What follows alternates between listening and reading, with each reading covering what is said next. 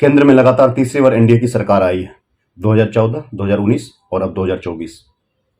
2024 का इलेक्शन इसलिए तीनों में सबसे अलग है क्योंकि दोनों इलेक्शन में बीजेपी को खुद की बहुमत मिल गई थी, परंतु इस बार एनडीए की बहुमत मिली है और बीजेपी को 240 सीट मिली। एनडीए जो कि प्री पोल अलायंस है, इसीलिए कोई दिक्कत नहीं है 2024 में भी सरकार बनाने से। परंतु अपोजिशन के लोग यह कह रहे हैं कि टीडीपी और जदयू कभी भी किसी भी समय इनका साथ छोड़ सकती है, इसीलिए यह सरकार उतनी मजबूत नहीं होगी।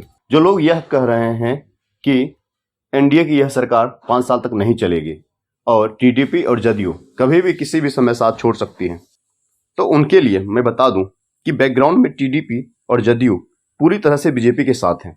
कोई कहीं छोड़ के नहीं जाएगा क्योंकि इनके बीच अलायंस का रीजन बहुत स्ट्रांग है। टीडीपी को उठा लेते हैं। आंध्रा और तेलंगाना में टीडीपी की हालत खराब थी और वहां की गवर्नमेंट क्रिश्चियन तुष्टिकरण में लगी पड़ी थी, जैसा यूपी, बंगाल और केरल में मुस्लिम के लिए होती है। पवन कल्याण और नायडू जी ने खुद बीजेपी को रीच किया और इलेक्शन का मुद्दा रखा सनातन धर्म की रक्षा करना। कल आपने देखा होगा जिसमें नरेंद्र मोदी जी को एनडीए का लीडर चुना गया था, उसमें पवन कल्याण और नायडू जी ने मोदी जी को तिरुपति भगवान का एक फोटो दिया था। देखने वाली बात यह थी कि दोनों अलग अलग पार्टी के हैं, परंतु जिसमें वो फोटो दे रहे थे उसमें दोनों साथ साथ दे रहे थे। इसका मतलब है कि धार्मिक रूप से, सनातनी रूप से दोनों एक साथ मोदी जी के पास पहुंचे थे। टीडीपी और पवन कल्याण की पार्टी धर्म की रक्षा के लिए बीजेपी के साथ अपना अलायंस किया था। इसीलिए ये जो बाहर की न्यूज है वो बस अभी भी लोगों को कंफ्यूज करने के लिए किया जा रहा है। जदयू का भी सेम हालत है। लालू जब पॉलिटिक्स में नहीं थे, यानी जब उनकी तबीयत खराब थी और वो विदेश में थे अपनी किडनी का इलाज कराने के लिए, तब तेजस्वी ठीक ठाक चल रहे थे।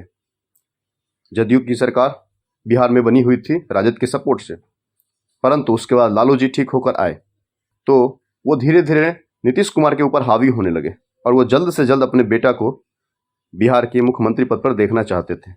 हर चीज में खुद का निर्णय लेते और सारा गवर्नमेंट का क्रेडिट भी लेना शुरू कर दिया था। बीजेपी के गठबंधन से यह बात क्लियर हो गया है कि लालू परिवार पर मोदी सरकार अब एक्शन लेगी और जदयू की सपोर्ट उनको लगातार मिलती रहेगी, क्योंकि जिस समय नरेंद्र मोदी जी को एनडीए का लीडर चुना गया था, आपने देखा होगा कि नीतीश कुमार जी ने खुद कहा था कि बिहार में जो काम आपने अधूरा छोड़ा है उसे लगातार करते रहिए। तो यह उन लोगों के गाल पर एक बहुत बड़ा थप्पड़ है जो लगातार एनडीए के खिलाफ वायरल न्यूज बनाने की कोशिश करते हैं, गलत समाचार लोगों के बीच पहुंचाने की कोशिश करते हैं। यह पेड मीडिया है जो इलेक्शन मोड में 4 महीना पहले आई थी और वो अभी भी इस मोड से बाहर नहीं निकल पाई है। किस तरह गलत न्यूज को कहां तक पहुंचाया जाए, इसी पर आज भी उनकी वीडियो बनती चली आ रही है।